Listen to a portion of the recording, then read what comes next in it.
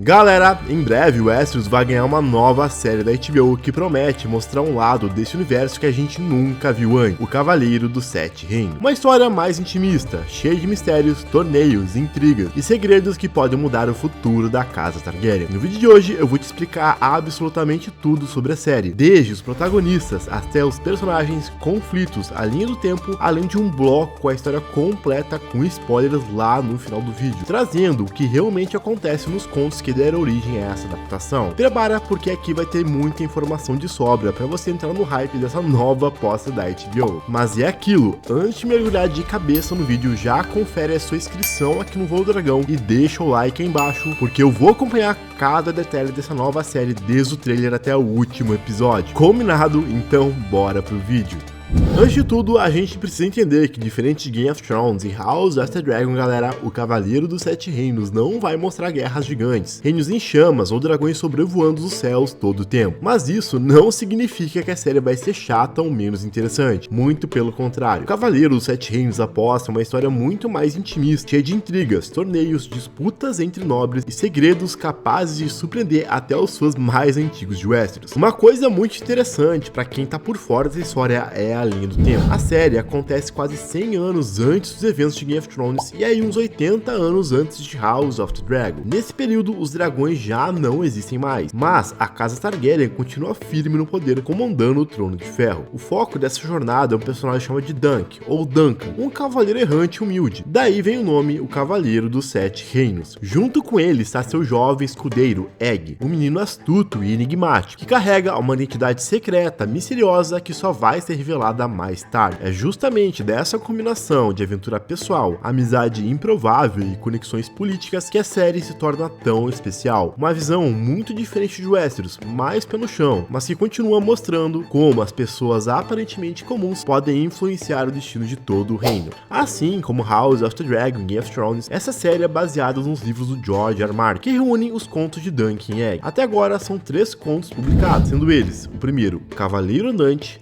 o segundo, a Espada Algeramentada, e o terceiro, o Cavaleiro Misterioso. Até onde sabemos, George R. R. Martin pretende publicar mais 5 contos dessa saga. No entanto, todos os livros estão atualmente com a sua escritura pausada. Mas saindo de polêmica, é justamente esses 3 contos publicados que vão inspirar as 3 temporadas já confirmadas da série. A primeira temporada, por sua vez então, deve adaptar o Cavaleiro Andante e já está completamente filmada e estreia agora em janeiro de 2026. Já a segunda temporada está sendo gravada agora em 2025 e a terceira deve vir logo em seguida. A ideia da HBO aqui, galera, é lançar uma temporada por ano, já que é uma produção bem mais simples de filmar, sem dragões ou grandes batalhas. Aliás, só avisando aqui, para quem quiser conhecer a história original, eu vou deixar o link do livro aqui nos comentários, que tem esses 3 contos completos pelo melhor preço que encontrei. Se você comprar usando esse link, além de garantir a leitura, você também acaba ajudando aqui o nosso canal, beleza? Bem, bora continuar o vídeo. Antes de entrar no campo de spoilers, eu quero explicar então para vocês quem são os principais personagens e qual que é a trama, qual que é a sinopse do Cavaleiro dos Sete Reinos e a história em si que a gente vai ver na primeira temporada. Como eu disse antes, deve adaptar o primeiro conto dessa saga, o Cavaleiro Andante. O Cavaleiro Andante é uma história bem curta e rápida, no entanto é fantástico. Todo o enredo dela gira em torno do chamado torneio de Asford. Porém, antes de chegar ao torneio, a história de Dunk já começa marcada pelo destino. Ele era apenas um escudeiro, servido a um cavaleiro errante chamado de Sir Alan de Pentree. Dunk não vinha de nenhuma casa importante, ele não tinha títulos nem riquezas,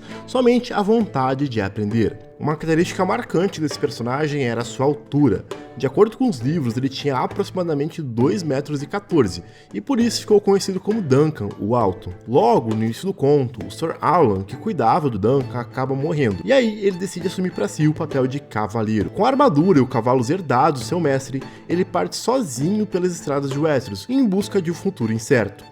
É nesse momento da história que Duncan cobre sobre o torneio de Asford e decide ir até lá, enxergando com a possibilidade de mostrar seu valor como um possível cavaleiro. No caminho até o torneio, Duncan acaba conhecendo o garoto franzino, pequeno e insistente de cabelo raspado, que se apresenta apenas como Hedge. Mesmo contra a vontade inicial de Duncan, o menino não larga do seu pé e acaba se tornando seu escudeiro. Ele é chamado de Egg, que significa ovo em inglês, justamente por causa da sua cabeça raspada e branca, que faz o garoto parecer um ovo humano. ano. Esse encontro improvável, até meio estranho, é o que dá início a uma das parcerias mais icônicas de Westeros. E é juntos que eles chegam até o grande torneio, e de lá a dupla cruza com personagens que vão marcar profundamente suas vidas. Entre os príncipes Targaryens, por exemplo, cada um carrega um papel bem definido, começando pelo famoso Rhaenyra Targaryen, um príncipe cruel, arrogante, que provoca tensão a cada aparição. Ele é o completo oposto do Baelor quebra-lanças, que é lembrado como um príncipe justo e respeitado, alguém que parece ter nascido para esperar a honra. No meio de tudo isso está Rhaenyra Targaryen,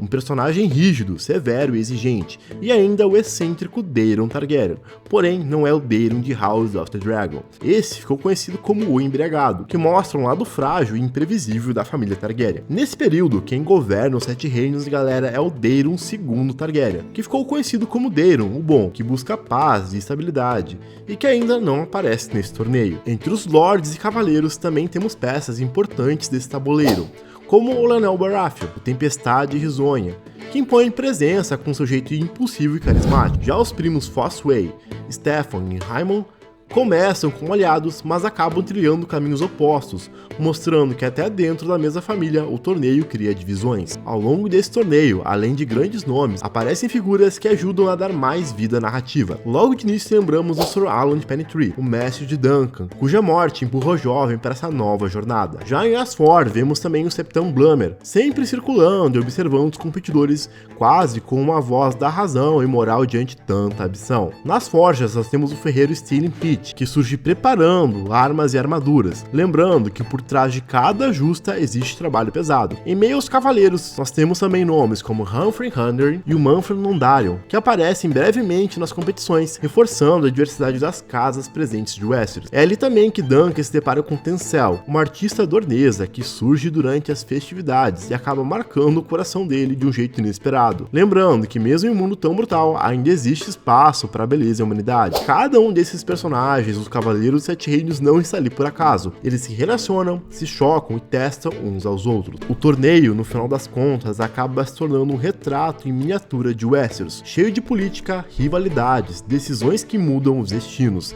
É nesse caldeirão que Duncan e Egg precisam provar quem realmente são e descobrir até onde essa improvável jornada pode levá-los. Agora que já falamos dos personagens, chegou a hora de mergulhar na trama em si. E aqui, galera, vai um aviso bem importante. A partir desse ponto, vamos falar de spoilers do conto Cavaleiro Andante, que deve ser base para a primeira temporada da série, beleza? Tudo começa quando Duncan, recém-tornado cavaleiro após a morte do Sir Alan, decide participar do torneio de Asford para provar o seu valor. Ele não tem nome, não tem brasão, só a coragem e a vontade de se colocar entre os grandes de Westeros. No caminho, ele cruza com um garoto de cabeça raspada e aparência estranha, que se apresenta de forma insistente e pede para segui-lo. Esse menino acaba ganhando o apelido de Egg, por parecer um ovo humano, e mesmo contra a vontade inicial de Duncan, passa a acompanhá-lo como escudeiro. É dessa forma improvável que nasce a parceria que vai marcar toda essa história. A relação deles começa de forma desconfiada. Duncan vê Egg apenas como um estorvo, um garoto magricelo que não tem nada a oferecer, mas Egg insiste, faz piadas, provoca, e aos poucos vai mostrando utilidade. O Egg começa a curar os cavalos, arruma a armadura improvisada de Duncan e observa tudo com um olhar muito mais atento do que parece. Em várias conversas, Egg questiona Duncan sobre o que significa ser um cavaleiro de verdade, e Duncan, com sua simplicidade, tenta responder como pode. Ele fala sobre honra, coragem, lealdade, mas sempre de forma prática, como alguém que aprendeu na dureza da vida. Egg, por outro lado, rebate com perguntas afiadas, mostrando que pensa além, que entende que a política e poder está por trás de cada decisão. Esses diálogos só não revelam a inocência curiosa do garoto, mas também o coração honrado de Duncan. E o mais importante, Egg vê em Duncan a pureza de um cavaleiro verdadeiro, enquanto Duncan começa a perceber em Egg uma mente sagaz que o ajuda a navegar em um mundo mais complicado do que ele imaginava. Chegando em Asford, Duncan tenta se registrar como cavaleiro para participar da justa. É um momento de tensão, porque ele não tem como provar sua linhagem nem seu treinamento formal, mas sua coragem e postura convencem os organizadores a aceitarem sua inscrição. Egg, muito astuto, acompanha tudo de perto, observando os outros cavaleiros e fazendo comentários ácidos, mostrando que apesar da pouca idade, ele entende mais o Westeros do que Duncan imagina. O torneio em si apresenta uma mistura de luta, disputas disputas e encontros sociais. Duncan cruza com príncipes, lordes e jovens cavaleiros, cada um trazendo suas próprias ambições. A competição é intensa, mas o verdadeiro ponto de virada da história acontece quando ele presencia Aeron Targaryen, que mais tarde ficaria conhecido como Chama-Viva, maltratando a jovem artista dornesa chamada de Tancel. Aeron destrói todas suas criações e a humilha publicamente, despertando em Duncan um senso de justiça que ele não consegue ignorar. O confronto começa com palavras duras, mas logo vira um desafio. Duncan, sem medir as consequências, enfrenta Aeron diante de todos. Egg, do outro lado,